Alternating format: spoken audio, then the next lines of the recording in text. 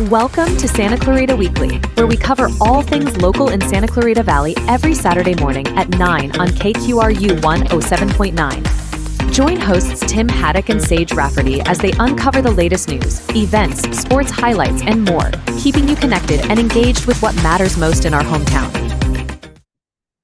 All right, so welcome back for another edition of Santa Clarita Weekly with Tim Haddock and Sage Rafferty. I'm Sage, he's Tim. You can listen to us on the radio at KQRU 107.9 FM on Saturday mornings at 9 o'clock. We are also on YouTube and Instagram, and you can find us online at santaclaritastar.com. So what are we talking about today? Well, Abbey Weitzeil, who swam for Saugus High School, is headed to her third Olympics this summer in Paris. She is on the 100-meter freestyle relay team and will be in search of her fifth Olympic medal. She talked to Santa Clarita Weekly exclusively as she prepares for the Summer Olympics and how her role on this team is much different than in previous years. And we'll also be talking about our favorite baseball team, the Dodgers. The Dodgers are heading into the All-Star break with a comfortable lead in the National League West standings and will be tested against the Phillies and Philadelphia in a clash of two of the best teams in the National League. So let's start out with talk about Abbey Weitzeil. Abbey Weitzeil is a four-time Olympic medalist, and she is preparing for the Summer Games in Paris. She's on the 100-meter freestyle team and will be on her third U.S. Olympic swim team. Her resume is already impressive. You know, she has one gold medal, two silvers, and a bronze on relay teams. But making three Olympic teams is no small feat, even though her role in this team is smaller than in the past. She went to the Olympics in Tokyo in 2021 as a winner of the 100-meter freestyle at the U.S. Olympic swim trials. She has also been one of the top 50-meter freestyle swimmers in the country in two previous Olympics. But this time around, she is solely a relay team member. Her role is different, and she is preparing for these games a little differently too. In an exclusive interview with Santa Clarita Weekly with our own Tim Haddock, Tim asked her about her approach to the Paris Olympics and what she wants to accomplish in her third stint on Team USA. She talked about how hard it is to make one U.S. Olympic swim, let alone three, and about how she has seen the interest and popularity of women's sports grow in the time that she's been an Olympian. And she told us she did test positive for COVID after the Olympic swim trials. So let's listen to that interview right now. I'm with Abbey Weitzeil. She's on the U.S. Olympic swim team. She'll be a member of the 100-meter freestyle relay team. And I had some questions for Abbey about her making the Olympic team for the third time in her career. And I heard an interview before after the races at the Olympic trials, and you said your role on this Olympic team is going to be different. I wanted to ask, in what ways and how are you preparing for these Olympics differently than you have in the past? Yeah, I think every time, so this is my third Olympics, and 2016, my role has changed mostly in leadership and experience, I believe, but also this year I'm not swimming an individual event. So the last two Olympic trials, I was swimming the 100 and the 50-meter freestyle individually. And this time around, I didn't have the meet that I personally wanted. I wasn't able to reach personal goals of mine, but I did get myself on the team, which was the main goal. And so I think coming around this time, I want to have a most important role of leadership on this team that I see myself being able to take on that role and really loving that role and being there for the younger swimmers and kind of just being, I think just someone who's easy to come to if you have any questions, bringing in the smiles, the fun, and of course, getting stuff done when it needs to be done. So I think that's how my role has changed, as you could see from the outside in, is obviously I've been around the block, I've done this, I've done that. I'm no longer swimming individual events at this meet, but I'm gonna prepare just like I have for every other Olympics. I'm at this training camp and I'm ready to give everything I have on that relay.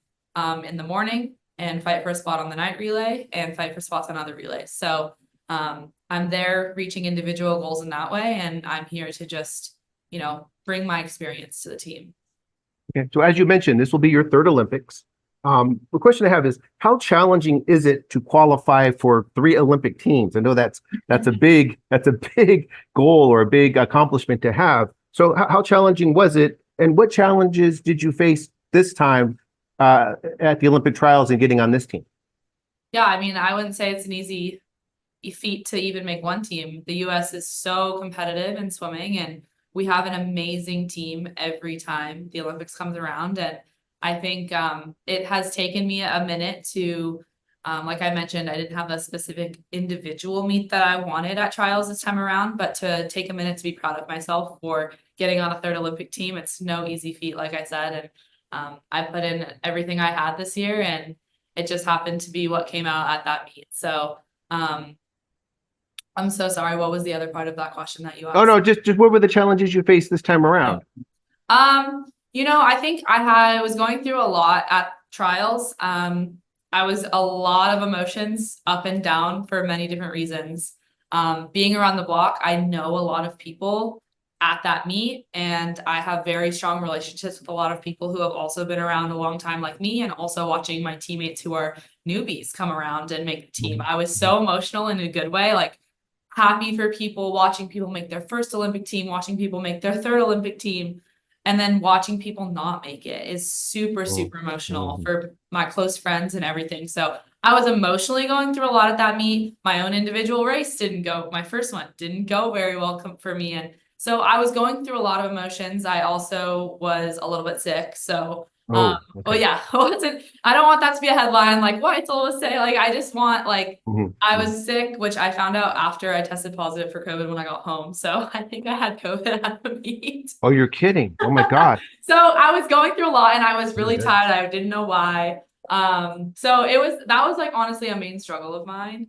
But mostly just controlling my emotions. I have never been to a meet where I was like that, where my emotions got to me that much. And I don't know if it was because I was overly tired, but I was crying happy tears, crying sad tears for people that wasn't even myself. So it was just a great meet to watch and feel those happy emotions. And it was also such a stressful time to feel those down emotions as well. I can imagine. It was truly a meet I had never been a meet I had never been to before. I was going to ask, I mean, the 50 freestyle race was very, very close. I mean, the top 2 finishers were within 0.02 of a second, and you were 100th of a second behind them. So close, yeah. Go back to that race. I mean, was it really that close? And knowing what you know now, do you wish you could do it again? Oh, I totally wish I could do it again. I wish I could do it again immediately after that.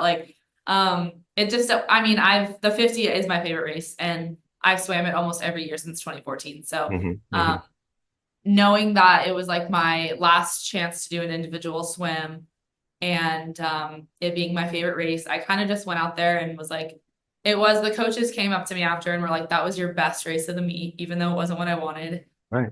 It was what I gave everything I had, and that was what I had that day. So I look back at it, obviously I didn't get top 2 in that, but I got third, and I was proud of myself for getting up and having the best race of the meet for me after a long 9 days. So it was hard, but I'm super happy. I mean, Simone and Gretchen are going to do amazing in that race. So I'm kind of passing Simone's still there. So I've been with Simone in that event since 2014. So passing the torch down to Gretchen now. Okay. So I wanted to ask you, can you comment on the state of women's sports in America and in the world right now? It seems like a lot of attention and a lot of interest are on women's sports these days. And I wanted to know if during your Olympic career, have you seen or experienced a change in the attention and the interest in women's sports? Yeah, I think over the years that I've been in the sport, obviously women's sports has slowly been growing. And recently there's been a big spike in interest and media around women's sports. And I think it's because of people You mentioned the WNBA before. It's people like Caitlin Clark. Mhm. You know, in the swimming world, we have people loving the fresh faces. You have Gretchen Walsh, you know, you have the veterans, you have Simone. Like, people are really, really interested in our sport. Swimming is growing in general, and also just the interest in women and swimming, women in any sport. And I think it's amazing. And I think we've seen a boost in the last year or two, especially with people bringing attention to it, like Caitlin Clark. And I think once she boosts media attention to women in sports, then the microscope kind of comes to the different sports at different times. And as we know, swimming isn't the main sport that people watch, but I think it's becoming bigger and bigger and bigger. You look at trials, and we're now swimming in football stadiums, and we have record-breaking attendance, and it's so fun to be a part of, and it truly is amazing. And I think it's awesome that the media is shifting to be more interested and bring more attention to women's sports. Yes, that definitely has been gaining a lot more attention, especially the WNBA. But I've also noticed the women's national soccer team gets a lot of attention. And it just takes kind of one person. Like Caitlin Clark's the great example of that. You know, you have she's an amazing athlete, and once it catches someone's attention and once it catches the media's attention, it takes off. And so once that has taken off, people are like, oh, okay, women in sports. What else can we get in women in sports? Like, what other athletes are out there? So people are more intrigued. So it just takes one, and then it starts to skyrocket. So it's definitely awesome to see. Okay. You have won 4 medals in the Olympics and 1 gold. I wanted to know, what are your goals for this Olympics? Obviously, you want to win another medal, but are there any other goals that you set for yourself in Paris this time around?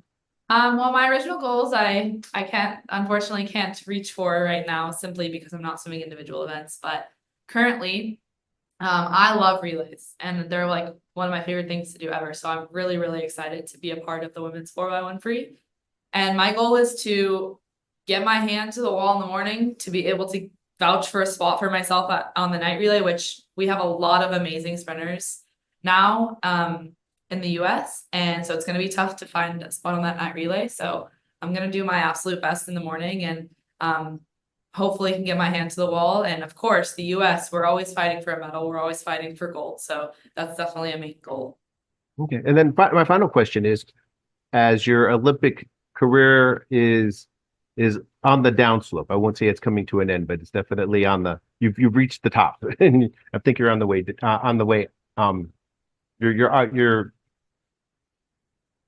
You already had a great career up until now. But I wanted to ask you, what do you want your legacy to be in the Olympics? What do you want your Olympic legacy to be? I think what I would love to leave when I do leave the sport one day is, I would love my legacy to be someone who people loved to have on the team. I want to be someone who people were like, she was awesome to be a part of Team USA, not only in the pool, but outside of the pool.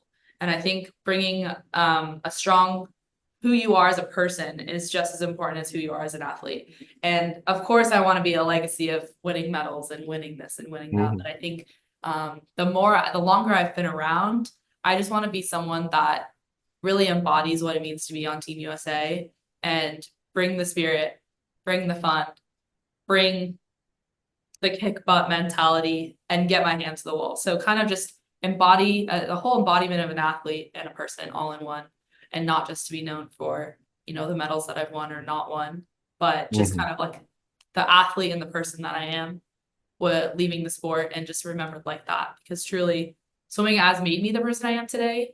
And I hope that that's what people see. Okay. Well, thank you. That's all I have. Good luck in Paris, and good luck training too. I know there's a little bit of training left before the Olympics start, but good luck. Good luck in the Olympics. Thank you very much. Thank you.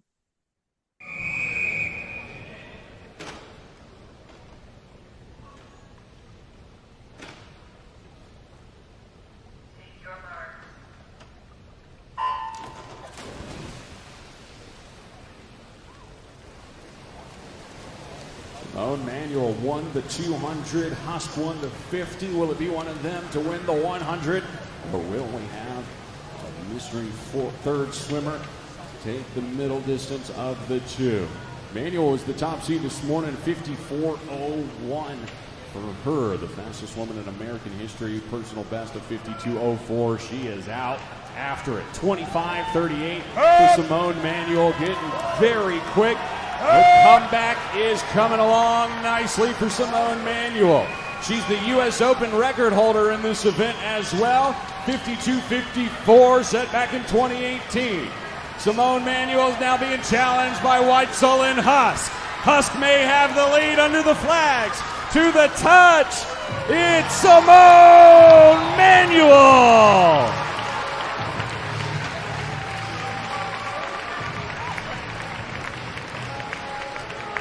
Manuel getting under 54 and then some. 53.35 for Simone Manuel, touching in first. Tori Husk finishing in second, going to 53.39, and Weitzeil in third. The third woman under 54, 1 of 3. That's Abbey Weitzeil's 53.95. All right, so we do have some other Olympic news. There's another person from Santa Clarita in the Olympics right now. David Smith is on the U.S. Olympic volleyball team. David Smith is from Saugus, and he will play for the U.S. men's volleyball team at the Paris Summer Games. The 39-year-old Smith, who played for Saugus High volleyball team and with the UC Irvine men's volleyball team in college, is on his 4th U.S. Olympic team. He competed in the Summer Games in 2012 in London, 2016 in Rio de Janeiro, and 2021 in Tokyo. He won a bronze medal with Team USA at the 2016 Olympics. He also won a bronze medal with Team USA at the World Championships in 2018. So the U.S. men's volleyball team placed 5th at the Summer Olympics in Tokyo. You're listening to KQRU 107.9 in Santa Clarita. You can listen to Santa Clarita Weekly on Saturday mornings at 9 and on YouTube, Instagram, TikTok, wherever you listen to podcasts. So let's switch subjects and let's talk about everybody's favorite team, the Los Angeles Dodgers. The Dodgers are full of all-stars. The Dodgers and Brewers, two of the best teams in the National League, played a 3-game series at Dodger Stadium. The Dodgers won 2 of the 3 games, and Will Smith had quite a streak for the Dodgers. Smith hit 4 home runs in the series. He hit 3 home runs in the first game, and the Dodgers rallied to win 8-5. He hit a home run in the second game, his 4th home run in a row, and the Dodgers won 5-3. Smith had a hot bat in the series, and Dodgers needed it with the Mookie Betts out with a broken hand and Shohei Ohtani going through his mini slump. So in the first game of the series, Ohtani went 0 for 5 with 3 strikeouts. It was the tail end of an 0 for 11 stretch with 7 strikeouts. But he broke out of that slump in the second game of the series against the Brewers. He went 2 for 2 with a home run and a triple, walked twice, and reached base in all 5 at-bats. The real concern is Tyler Glasnow. So the Hart-High graduate and Dodgers starter had another poor outing in the first game against the Brewers. He gave up 5 runs on 3 hits in 6 innings. He did strike out 7 batters and still leads the National League in strikeouts, but he has given up a lot of runs in his last few starts. So despite his recent struggles, Glasnow is one of 6 Dodgers who were selected to the National League All-Star team. Ohtani will start at designated hitter. Smith and Betts are reserves. Freddie Freeman and Teoscar Hernandez were also All-Stars. So the All-Star game is at Globe Life Field in Arlington, Texas on July 16th. But before the All-Star game, the Dodgers are on the road for a series against the Phillies, the team with the best record in the National League, and the Tigers in Detroit. So Tim, Ohtani went from a brutal slump to a breakout performance in the second game. What do you think caused the turnaround? Yeah, this is defined. This is the definition of an Ohtani slump, where he went 0 for 11. He basically had 2-3 bad games in a row, and it was pretty bad. 0 for 11 with 7 strikeouts is is not going to do much for your stats, not going to do much for your team. But he got out of the slump in a big way. He had 2 hits, he had a triple and a home run in the second game of the series against the Brewers, and the home run that he hit gave the Dodgers a little bit of a cushion late in the game. So they needed that run. They needed that little bit of insurance. And it showed how important Ohtani is to this lineup. Because when he was slumping, when he was out, the Dodgers were losing. The Dodgers didn't have a very good offense when he was out. So he's an important part of the lineup. His slump didn't last very long, thank goodness. And when he did break out of the slump, he did it in a very big way. He did it with a couple of big hits and got the Dodgers back in the win column, which they desperately needed. Okay, so Tim, there are several Dodgers that have been selected for the All-Star game, but who are you most excited to see play? Right. So I think everybody is most excited to see Teoscar Hernandez on the All-Star team. He's become a fan favorite for the Dodgers, and he really has had one of the best seasons of his career. He's been an MVP for the Dodgers in a lot of ways. He's become one of their best power hitters, which they need since Max Muncy's been out with an injury and not been playing a whole lot. But he's also been a valuable piece in the outfield. I don't think people are valuing his defensive ability. He's been able to move from right field to left field and can play both positions fairly well.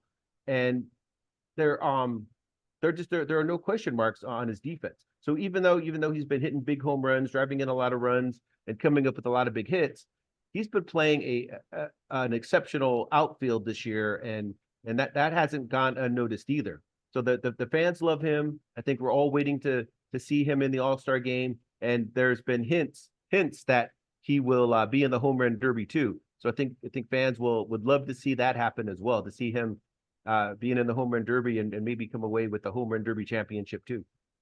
Yeah, I know a lot of fans want the Dodgers to sign a multi-year deal with Teoscar Hernandez. That too. They want him to be around for a while. He's become such a sensation. So Will Smith's bat was on fire this series. He had 4 home runs in 3 games, which is incredible. So what do you think sparked his hot streak? Okay, so what I think is that this is a little payback for all the people who didn't vote Will Smith as a starter in the All-Star game. He's going to be a reserve. He's an All-Star. He's going to be on the team.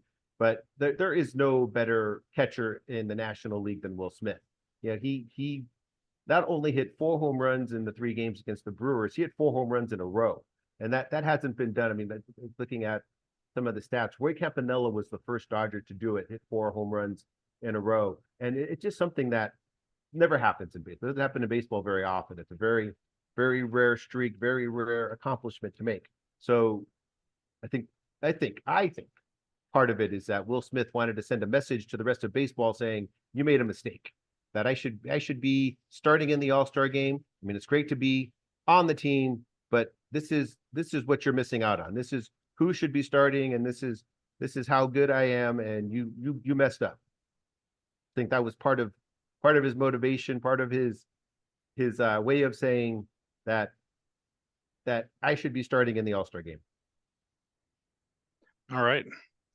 Well, hopefully, we're looking forward to that All-Star game. But folks, that is our show.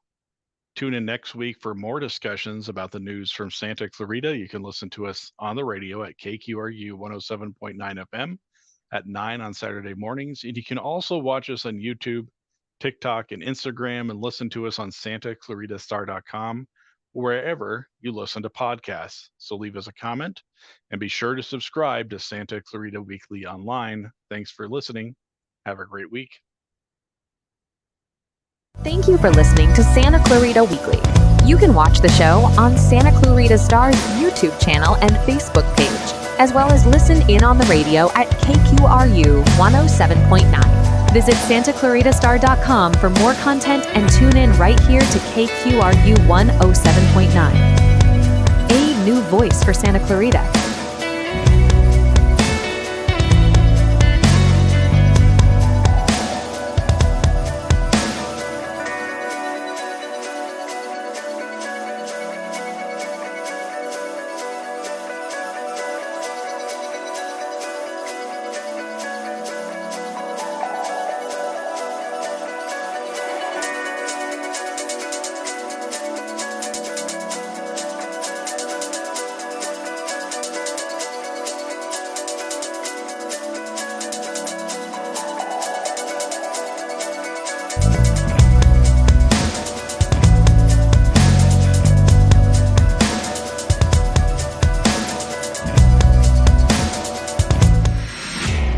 You are listening to KQRU 107.9, a new voice for Santa Clarita.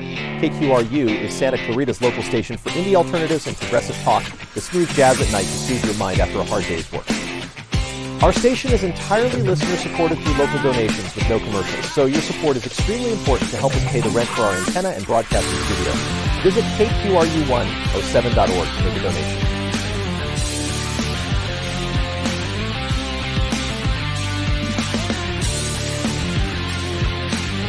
As you go about your day, you want to know what's happening to keep you ahead. The Santa Clarita Star has you covered. At SantaClaritaStar.com, you will find stories that you won't find anywhere else. See the local news website everyone is talking about. Visit SantaClaritaStar.com today.